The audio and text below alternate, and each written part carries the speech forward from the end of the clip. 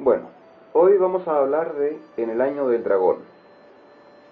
Este es un juego de Stefan Feld, el mismo autor de Notre Dame, En el nombre de la rosa o Roma. Corresponde a la serie de Caja Grande de la editorial Alea, que tiene otros títulos como Puerto Rico, Príncipe de Florencia, Chinatown. Se trata de un juego para 2 a 5 personas que dura aproximadamente 90 minutos. Este juego salió el año 2007. Actualmente tiene una implementación en la página de Mappy Web para jugar contra otras personas vía turnos a través de internet. También existe una versión para jugar en contra del computador, contra una inteligencia artificial. Es un juego, diría yo, para gamers, en el sentido de que es bastante abstracto y de que requiere una cuidadosa planificación. En ese sentido, efectivamente, es un juego de muchos elementos estratégicos, pero también elementos tácticos para llevar adelante esa estrategia original. Cada jugador representa a un príncipe de China en el año 1000 aproximadamente, y debe velar porque en su país durante el transcurso de un año, el año del dragón, en cada uno de los meses, que trae generalmente malas noticias, le haga frente de la mejor manera, para lo cual deberá hacer uso adecuado de los recursos y contratar los personajes o ayudantes que le permitan a su gobierno tener el mejor resultado. Veamos ahora una introducción general del juego. Aquí, por ejemplo, ya estamos viendo un tablero con la configuración inicial que nos servirá para explicar un poco la mecánica general del mismo. En el sector medio del tablero existen unas losetas que permitirán ejecutar algunas acciones. En la parte superior existen otras losetas de personajes o ayudantes que deberán ser convocados por los jugadores. Al borde del tablero existe una puntuación y en la parte interior también existe una puntuación que es para el orden del turno. Entonces los jugadores deberán ir ejecutando las acciones para ir avanzando en el orden de puntos y también en el orden de juego, de tal manera que los jugadores que vayan más adelantados en el orden de juego van a poder elegir las acciones con anticipación. Entonces aquí hay un componente de transacción entre ir con más puntos, porque probablemente las personas que vayan con más puntos van a obtener los mejores personajes o ayudantes, y eso compromete de alguna forma el orden de juego. Eso sucede con muchos otros juegos también, pero en este está bastante bien implementado. Y es interesante ver que la combinación de estos dos elementos permite ya avisorar algunas estrategias iniciales. Ahora, en el transcurso del juego se le presentan desafíos a los jugadores, que son los meses del año. Los 2 primeros meses siempre serán de paz y no pasará absolutamente nada, pero a partir del tercer mes y hasta el 12º existirán 8 eventos negativos y 2 eventos positivos. Y los jugadores deberán ir consiguiendo dinero o recursos como arroz o cohetes para hacer fuegos artificiales. Recordemos que China se caracteriza precisamente por ser el principal productor de arroz y los inventores de los fuegos artificiales y de la pólvora, de tal manera que aquí los recursos son arroz, dinero y cohetes.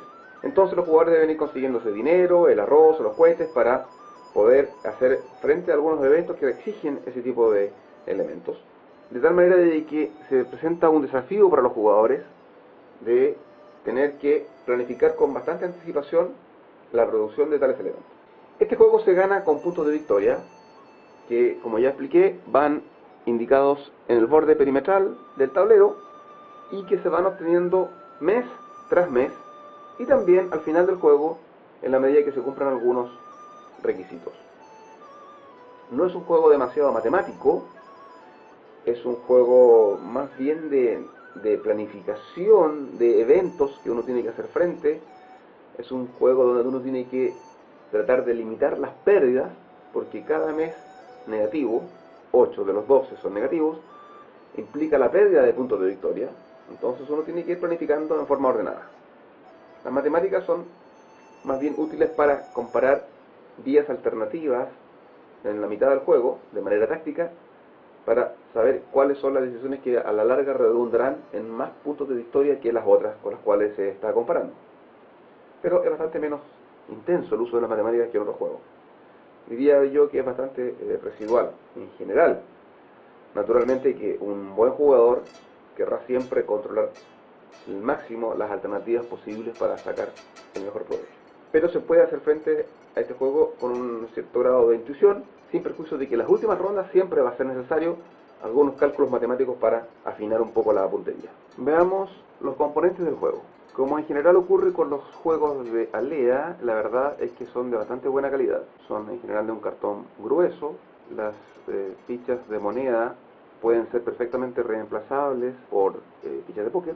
El dinero siempre es público en este juego, así como todos los recursos. De tal manera que no hay sorpresas en este punto. El tablero, después de un tiempo, sí, hay que reconocerlo, se tiende a combar un poco, pero bueno, eso es bastante común.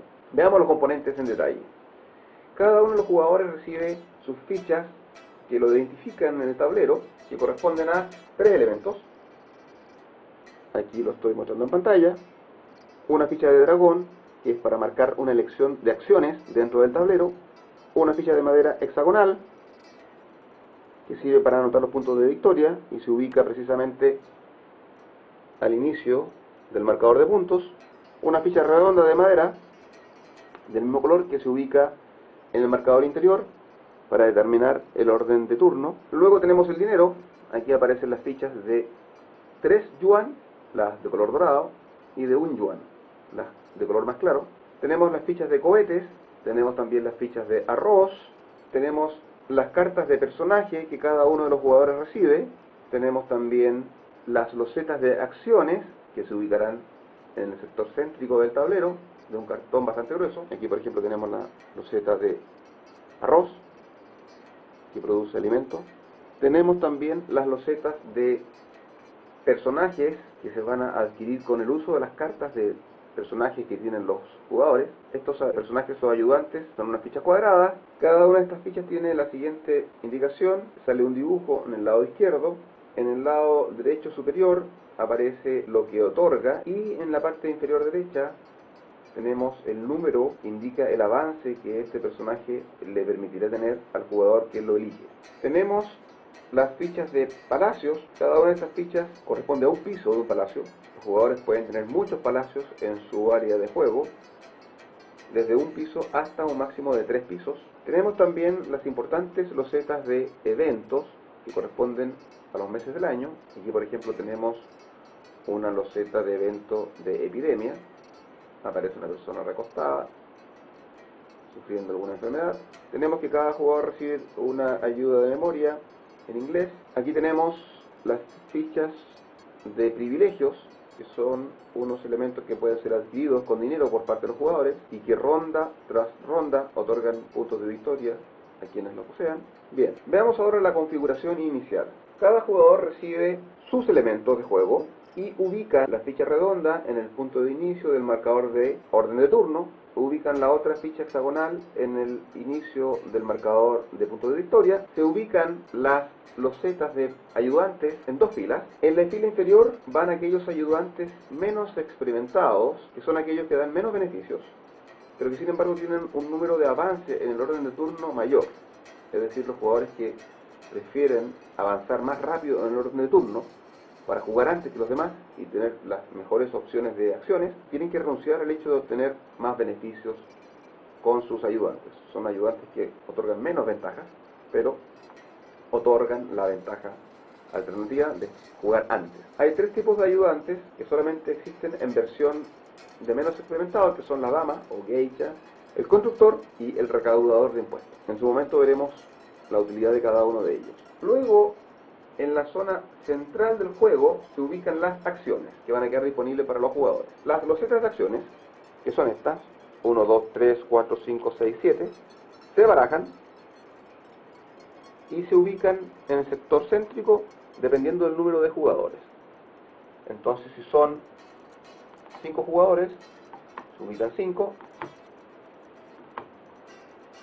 y luego las que sobren se agregan a los 2 primeros grupos. Ahí. Entonces en este caso quedan 2 grupos con 2 tarjetas y 3 individuales. Si fueran 4 jugadores, simplemente se ponen 4 aleatoriamente y luego se le agrega una segunda loseta, quedando de esta manera. En este caso, como somos 5, vamos a elegir esta opción.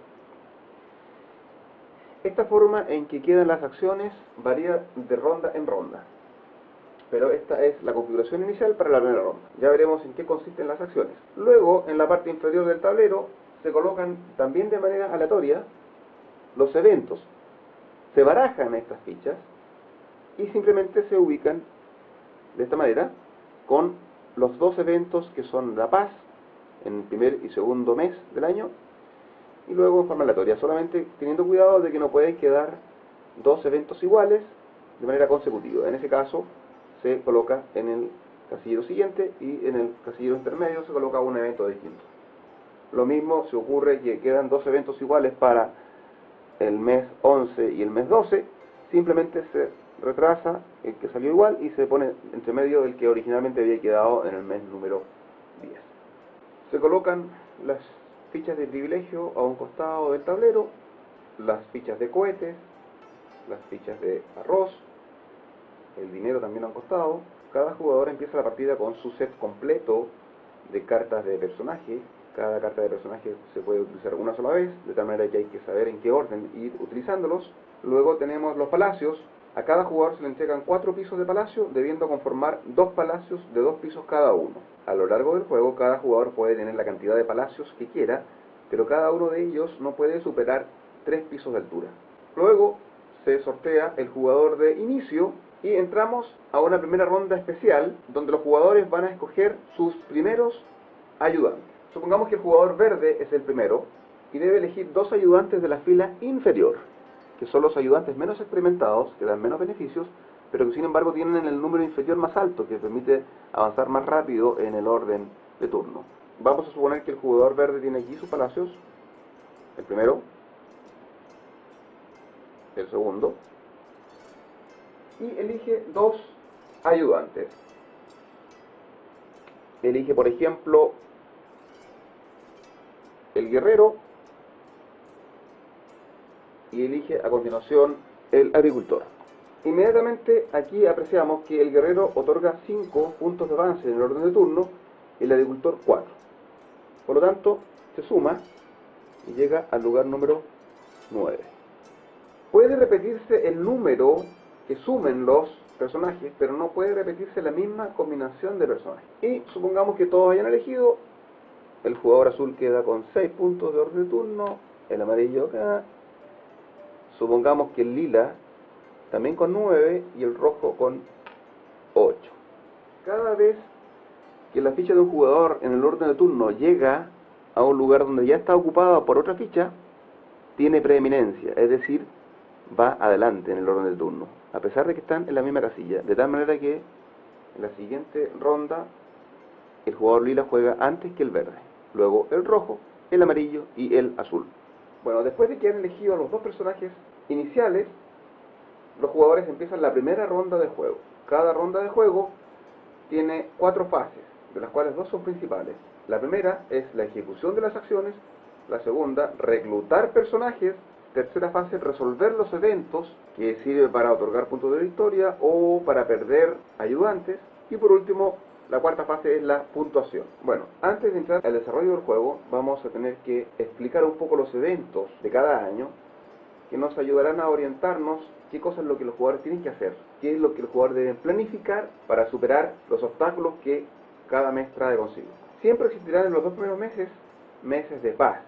Aquí está la ficha del mes de paz, que no produce ningún efecto. Es decir, al finalizar la ronda, recordemos que cada ronda tiene la tercera fase, que es la de resolver eventos, aquí no va a ocurrir nada. En el fondo son estos 2 primeros meses para que los jugadores empiecen a preparar con tiempo lo que sucede a partir del tercer y cuarto mes. El juego empieza bastante relajado en este sentido. El siguiente evento posible es el tributo al emperador. En este caso, los jugadores en la fase 3 de esta ronda deberán pagar 4 yuan. Ahora, por cada yuan que el jugador no pague, va a perder un ayudante de alguno de sus palacios. El jugador elige cualquier ayudante de los que tiene para perderlo. Los ayudantes en general vienen en modificar un poco la forma en que los jugadores obtienen recursos, permitiéndoles la obtención más rápida de los mismos, o en general adquirir alguna ventaja especial. Vamos a explicar más adelante los ayudantes. Bien, el segundo evento posible es una sequía. Aquí la loseta es bastante indicativa de ello. Los jugadores deben entregar una ficha de arroz por cada palacio habitado que tengan. No por cada piso, por cada palacio. Se pierde un ayudante por cada palacio que no esté alimentado. El jugador decide de dónde sacar el ayudante. Por ejemplo, si un jugador tiene 3 palacios habitados, como lo vemos en esta imagen, debe entregar necesariamente 3 fichas de arroz, 3 saquitos de arroz. Luego tenemos un evento que es positivo, en el sentido de que no va a traer como consecuencia la pérdida de ayudantes. El Festival del Dragón. Entonces los jugadores que tengan más fichitas de fuegos artificiales, como las que vemos en pantalla, que corresponden a cohetes, obtienen 6 puntos. Si hay varios jugadores con la misma cantidad de cohetes en su área de juego, obtienen todos 6 puntos. En segundo lugar, también, ya sea que sea un solo jugador o varios, 3 puntos. Estas fichas, una vez que termina el evento y se cumple su objetivo, se devuelven a la caja de juego a razón de la mitad de los que los jugadores posean, redondeando hacia arriba. Si el jugador posee 3 cohetes, tiene que devolver 2. Si posee 5, devuelve 3. Y el resto los mantiene en su poder, porque les puede servir para el segundo evento similar. Recordemos que de cada evento hay 2 losetas, de manera que siempre se repiten. Tenemos la invasión de los mongoles. Al finalizar la ronda donde aparezca esta loseta en el tablero, cada jugador gana los puntos de victoria dependiendo del número de cascos que posea. Los cascos se poseen en la medida en que el jugador haya reclutado al ayudante que corresponde al guerrero. Las losetas de guerrero tienen 2 posibilidades: con 3 cascos, con 2 cascos o con 1 casco. Entonces se suman todos los cascos que aparezcan en tus palacios y se recibirán entonces un punto por casco. En este caso, por ejemplo, tenemos un jugador que tiene 3 de estos puntos, y por cada casco entonces recibe un punto de victoria. Él o los jugadores que tengan menos cascos pierden un ayudante. Es decir, por ejemplo, 2 jugadores tienen 2 cascos cada uno y 2 jugadores tienen 1 casco cada uno. Bueno, los que tienen 1 reciben un punto de victoria, los que tienen 2 puntos de victoria, pero los que tienen 1 además van a perder un ayudante, por ser los que tienen menos. Si todos los jugadores tienen la misma cantidad de cascos, todos van a perder un ayudante. Luego tenemos la epidemia, que significa que cada jugador va a perder 3 ayudantes de partida, pero 1 menos por cada mortero que sus personajes de curandero les otorguen. Aquí tenemos, por ejemplo, la loseta de curandero. Hay uno que otorga 2 morteros y hay otro que da 1 mortero. Entonces se suman los morteros que haya en los palacios, y si tiene 3 no va a sufrir pérdida alguna. Si tiene 2 va a perder un personaje o ayudante. Si tiene 1 va a perder 2. Si no tiene ninguno va a perder 3 ayudantes. Y es importante no perder ayudantes durante el transcurso del juego, porque al finalizar otorgan 2 puntos de victoria cada uno de ellos. Aparte de eso, porque al perderse el ayudante se pierde el beneficio que puede dar. En este punto aclaremos de que cada palacio que el jugador tenga permite la cantidad de ayudantes según el número de pisos. Desde 1 piso, 1 ayudante, hasta 3 pisos, 3 ayudantes. Bien, esos son los eventos. Son 6 eventos distintos, pero como de cada uno hay 2, eso nos da entonces los 12 meses con 12 eventos. Recordemos además que en cada partida los eventos se ubican de manera aleatoria en la parte inferior del tablero y quedan así para el resto de esa partida. Y eso hace que cada partida sea muy distinta, porque dependiendo del orden en que se coloquen en esa fila, hará que las partidas varíen un poco las estrategias. Como pueden ver, los eventos exigen obtener dinero, por ejemplo, tributo al emperador, arroz para la sequía, los cohetes para el Festival del Dragón, tener ayudantes con cascos para la invasión de los mongoles y tener ayudantes con morteros para hacer frente a la epidemia. ¿Cómo se obtienen muchas de estas cosas? A través de las acciones. Otras se obtienen a través de reclutar precisamente al personaje que le permite tener esos elementos. Veamos ahora las acciones. El jugador verde elige la acción de impuestos. Coloca su dragón sobre la loseta respectiva. En este caso, el jugador toma 1 yuan por cada símbolo de moneda que tenga, ya sea la misma loseta donde se puso. En este caso tiene 2 yuanes, más cada símbolo de moneda que tenga en algún personaje y contenga ese símbolo en su figura. En este caso es el recaudador de impuestos, que es esta ficha. Entonces, si en su palacio tiene un recaudador de impuestos, y recaudador de impuestos hay solamente de una variedad, es decir, con 3 monedas, va a obtener 5 yuanes. 2 por la loseta de la acción y 3 yuanes por la loseta del ayudante. ¿Por qué algún jugador podría elegir la acción de yuan? Primero porque recordemos que el evento de tributo al emperador exige que se le pague al emperador 4 yuanes. Entonces, si el jugador quiere prepararse para ese evento, esta es una opción. En segundo lugar, la obtención de dinero es importante porque si, por ejemplo, el jugador amarillo quisiera elegir también la opción de dinero, para elegir esa opción tiene que pagar 3 yuanes. Es decir, los jugadores no pueden elegir sin pagar una acción ya tomada.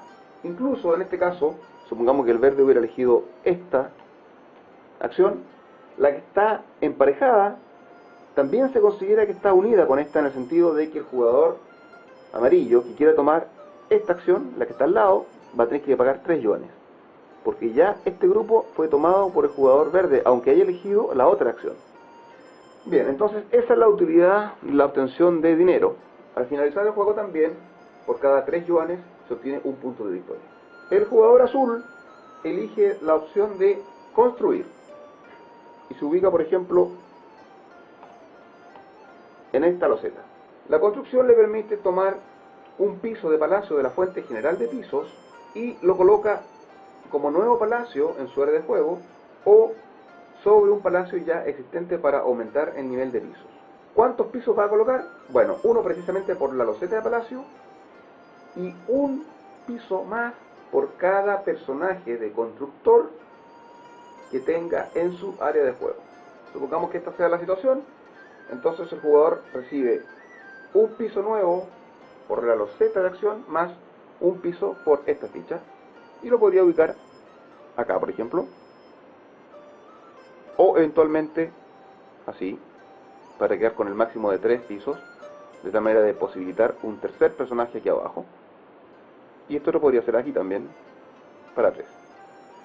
Ahora, en este caso no es una mala estrategia tener la mayor cantidad de palacios distintos, porque por cada uno de estos palacios, en este caso 1, 2, 3, al finalizar la ronda de cada juego, en la fase de puntuación, se recibe un punto de victoria. El jugador rojo decide cosechar y coloca su dragón sobre la loseta de cosecha que tiene un saco con arroz.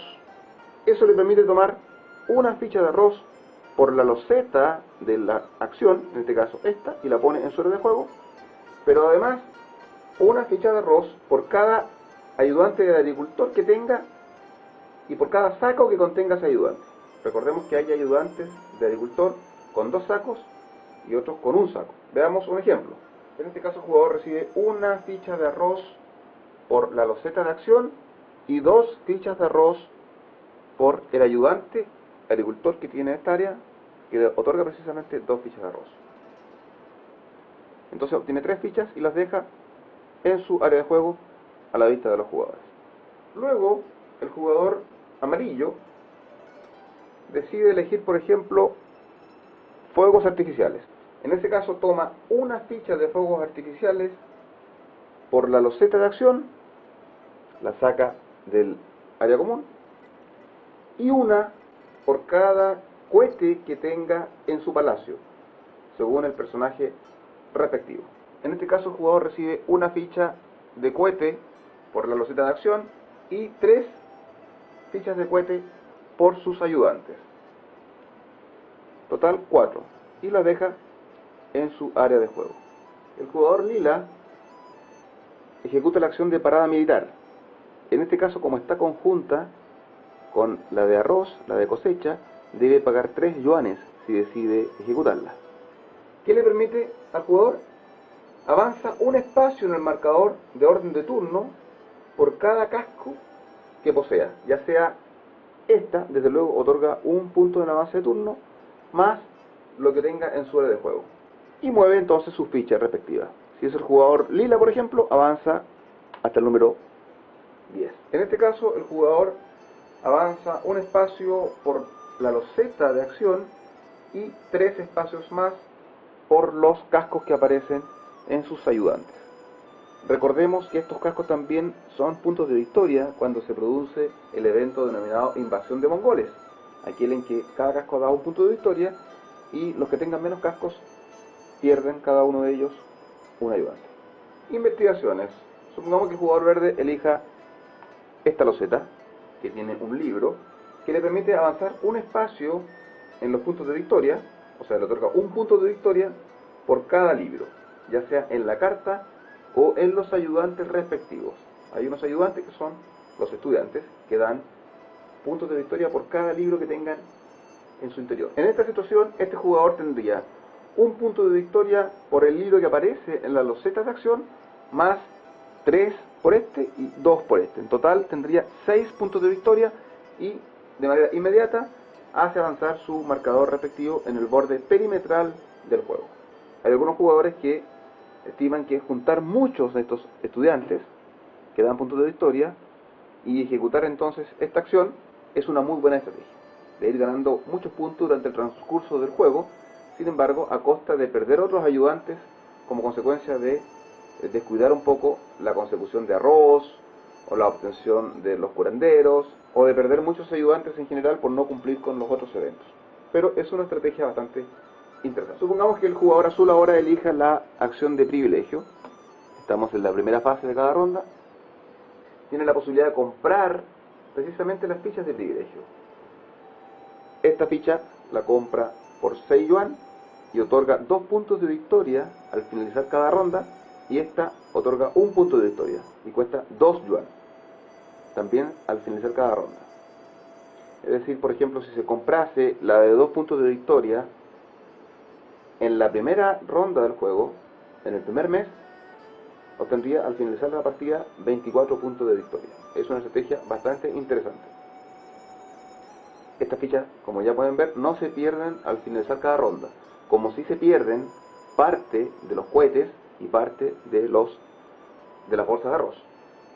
Entonces, sintetizando lo que ocurre en esta etapa de elección de acciones, que es la primera fase de cada una de las rondas, de cada uno de los 12 meses del año, los jugadores tienen que ir obteniendo los pergaminos para obtener puntos de victoria al finalizar cada ronda, construir más pisos para sus palacios, avanzar en el orden de turno para poder elegir acciones en la próxima ronda antes que los demás jugadores, obtención de arroz precisamente para hacer frente a la época de sequía, el evento de sequía, hay 2 en el juego, para obtener los cohetes y hacer frente al evento de fuegos artificiales, obteniendo 6 puntos de victoria en el primer lugar y 3 en el segundo lugar, para poder obtener puntos de victoria con los ayudantes por cada libro que posean en su área de juego y para obtener dinero. Por último, los jugadores tendrán siempre la opción de no realizar alguna de las acciones y a cambio recibir dinero hasta por un monto de 3 yuan. Es decir, si el jugador tiene 1 yuan en su área de juego, va a recibir 2. Si tiene 2, va a recibir 1. Si ya tiene 3 o más yuanes, omitir realizar la acción no le va a significar ningún beneficio. El caso más típico es cuando efectivamente no tiene ningún yuan, va a recibir 3 yuanes y eso le permitirá al jugador en la próxima ronda repetir alguna de las acciones que algún otro jugador realizó con anterioridad por estar antes en el orden de turno. Después de que se ha terminado la fase de acciones, los jugadores reclutan los ayudantes. Recordemos que al inicio del juego, en la configuración inicial, hay una primera ronda previa, antes de empezar la primera ronda oficial, que consiste en que cada jugador elige 2 ayudantes. Entonces ahora, al finalizar la primera ronda, se obtiene entonces un ayudante más, para lo cual utilizan las tarjetas de ayudantes que tienen en su área de juego. Estas son las tarjetas de ayudante, son de un tamaño bastante pequeño. Hay 2 que tienen precisamente un símbolo de interrogación, que significa que son comodines, pueden ser usados por cualquier otro ayudante que ya hayan utilizado con anterioridad, o que incluso todavía no hayan utilizado. Y veamos a continuación para qué sirven los ayudantes, a pesar de que ya de alguna forma lo hemos adelantado. Tenemos el recaudador, que permite colocar una loseta de recaudador que otorga 3 yuanes a quien elija la acción de impuestos. Tenemos la tarjeta de Buda, que permite adquirir el ayudante de Buda respectivo, ya sea con 2 Budas o con un Buda.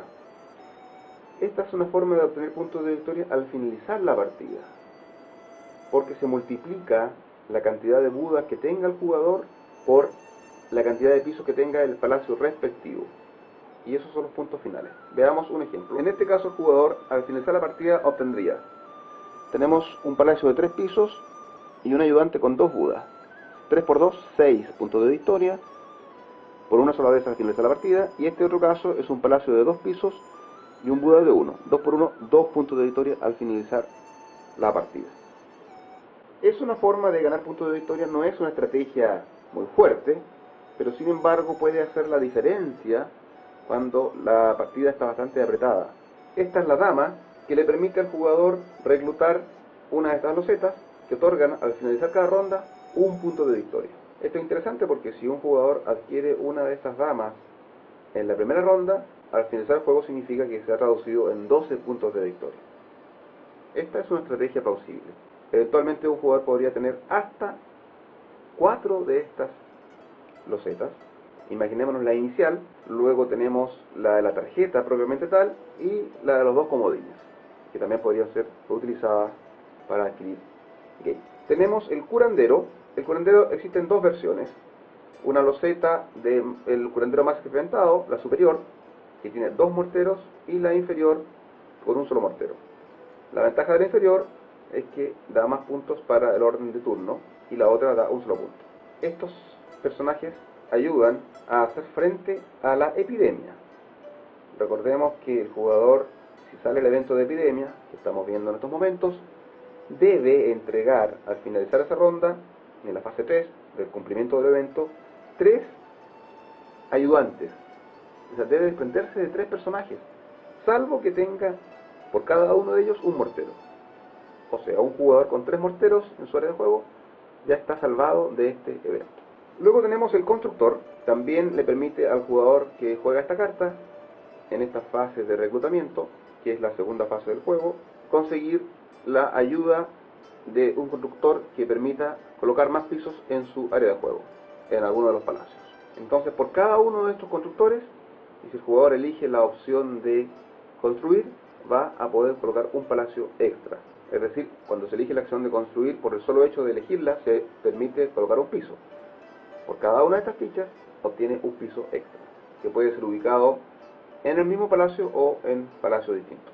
Tenemos el agricultor, con personajes reclutables en 2 versiones, el más experimentado, el superior, con 2 sacos de arroz, y el más novato con un saco de arroz. Pero el más novato avanza más rápido. Como es más joven, anda más rápido en el orden de turno. Esta es la forma de obtener los sacos de arroz que permiten hacer frente a la sequía.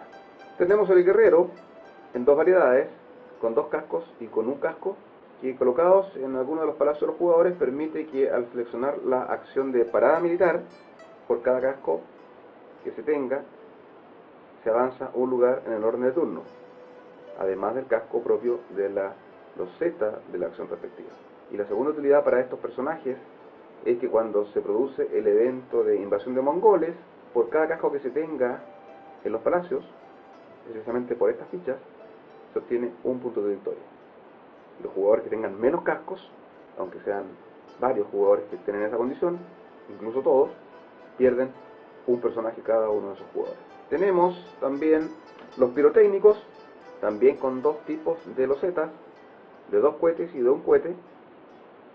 Cuando el jugador elige la acción de fuegos de artificio, le da una ficha de cohete por la acción y una ficha de cohete por cada cohete que aparezca con los personajes en los palacios del jugador. Tenemos también los eruditos o estudiantes en 2 versiones de losetas, 3 libros y 2 libros. Cuando el jugador elige la acción de investigación, por cada libro que tenga en su área de juego, obtiene un punto de victoria, más el punto de victoria base que otorga precisamente esa acción.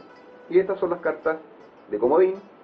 Ahora, estas losetas de personaje, y esto es súper importante, existen en una cantidad limitada. Son los únicos elementos del juego que tienen una cantidad limitada, porque las fichas de arroz, las fichas de cohete, el dinero, las fichas de privilegio, son ilimitadas realmente en el juego, sin perjuicio de que se acaben materialmente. En ese caso se puede reemplazar por alguna otra figura que así lo establezca. Pero en cambio las losetas de personajes son limitadas. Y por eso es importante recalcar que esta fase se realiza por los jugadores en orden de turno. Es decir, el que va más avanzado en el marcador de turnos va a elegir primero los personajes que va a incorporar a sus palacios. Si bien es cierto, en las primeras rondas esto no es tan importante, de la mitad para adelante es posible poder encontrarse con que algunas losetas de personajes ya están a punto de agotarse, de tal manera que alcanzar el último agricultor, o el último médico o curandero, es indispensable para poder hacer frente a los eventos respectivos. Recapitulemos. Cada ronda tiene 4 fases. Primera fase, ya explicada, elegir las acciones. El jugador que quiera repetir una acción tiene que pagar 3 yuanes. Segunda fase del juego, cada jugador elige uno y solo uno de los personajes de la fila de arriba o de la fila de abajo y lo coloca en alguno de sus palacios. Un jugador puede tener más de uno de estos personajes repetidos, no hay límite en ese sentido, pero las fichas son limitadas: 6 acá y 4 arriba. Tercera fase del juego es precisamente la ejecución de los eventos que están indicados acá.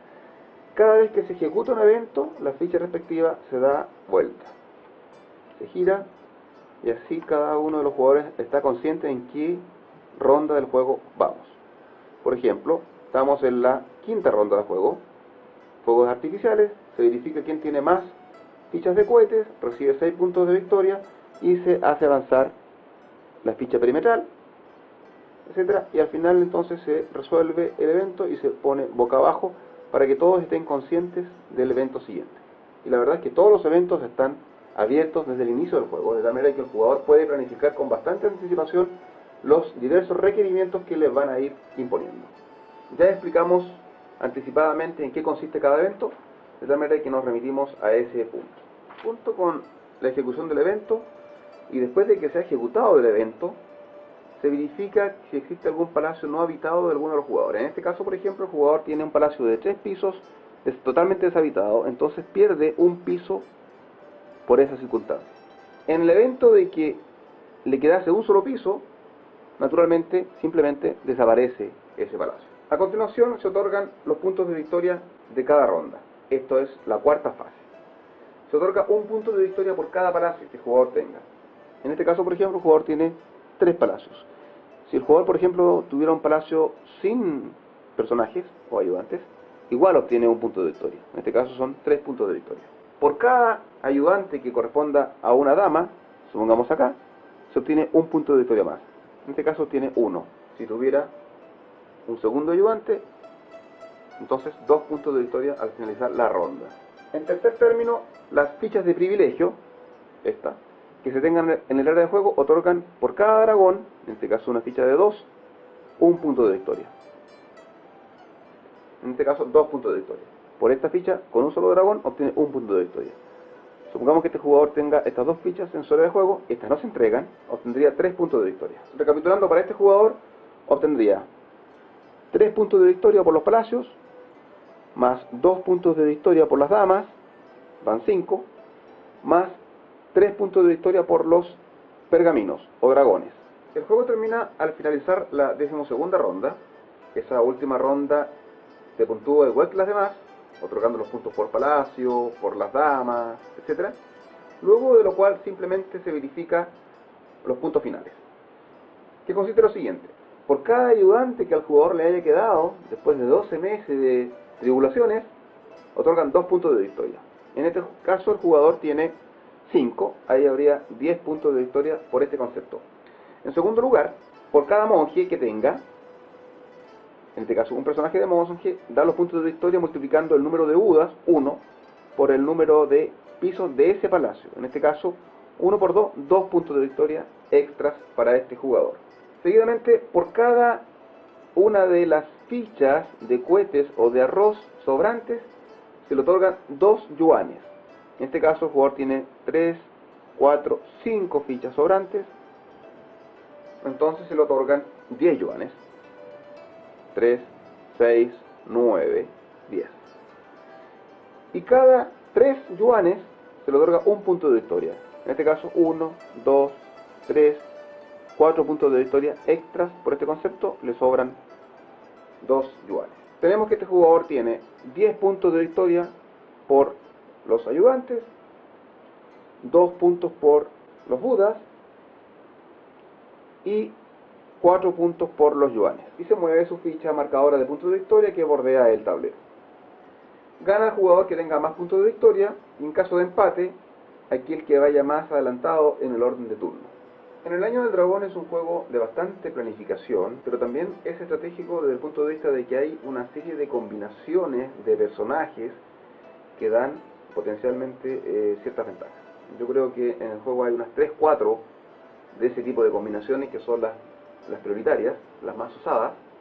Sin embargo, a pesar de ese nivel estratégico, en la práctica va a ganar el jugador que mejor lo haga en la planificación mes a mes de cada una de sus opciones. El saber cuándo tomar una determinada acción es importante, o el saltarse una acción para obtener los 3 yuan que le permitan más adelante efectivamente elegir aquella que sea realmente la de su interés, y no estar eligiendo acciones simplemente por elegir. El momento en que el jugador se va a preocupar de obtener los yuanes para hacer frente al evento de tributación del emperador, lo mismo los arroces para la sequía, o tener los morteros para la epidemia. Saber hasta cuándo arriesgar teniendo las damas o consiguiendo los privilegios en vez de opciones más defensivas, que significarían hacer frente a estos eventos negativos. Todo esto hace que para algunos jugadores sea un poco estresante este juego, porque cada mes hay que estar preocupándose de salvar situaciones. No hay un relajo en lo que uno tiene que hacer, sino que tiene que andar preocupado de no perder ayudantes, de no quedarse rezagado en el orden de turno, de no quedarse rezagado en los puntos de victoria. Después de 20 partidas, personalmente estimo que es un juego que hay que tener en una ludoteca básica. A los gamers en general les va a gustar mucho porque el factor suerte prácticamente no es existente. Tiene un periodo de juego de 90 minutos que es bastante aceptable. La versión online es muy buena porque permite meditar bastante bien cada una de las opciones y planificar tranquilamente desde el hogar cada una de las decisiones que se van adaptando. Actualmente es un juego que se encuentra en el número 70 aproximadamente del BGG. Sin embargo, en lo personal estimo que debería estar mucho más arriba.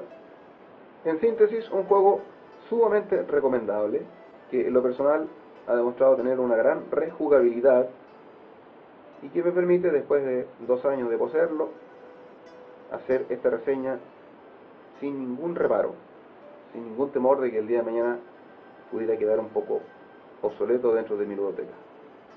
Hay que darle en todo caso más de una opción, porque efectivamente las primeras partidas aparecen demasiado angustiantes.